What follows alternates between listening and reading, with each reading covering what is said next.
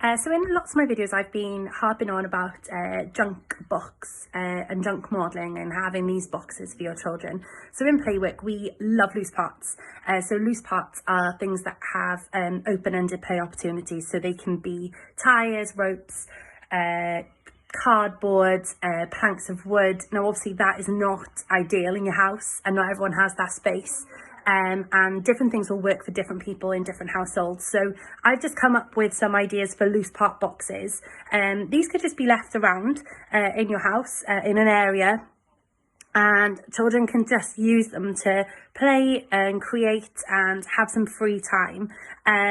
I've laid mine out quite nicely, but I would just pop it all in a box. I would suggest anything that you don't want to get broken or mistreated, then don't put it in the loose parts box. The joy of loose parts is that they can be used in any way that the child wants to use them. So I've gone around my house and I found some bits that maybe are going out, going to a charity shop, or that I don't need anymore, or for recycling, and I've just popped them together. So I'll just talk you through them now.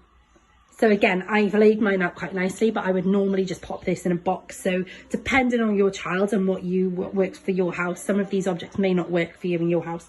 Paper, cards, and scraps of material, foil and leftover shiny bits from Century Play, some bits and bobs that I don't need anymore and I was going to give away to charity in a box, some recycling, also again some things we've already made for different activities, some jam jars, and then a bag full of just material and bits and bobs as well.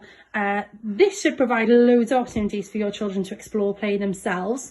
Let us know if you want some more help and show us your loose parts boxes. Bye.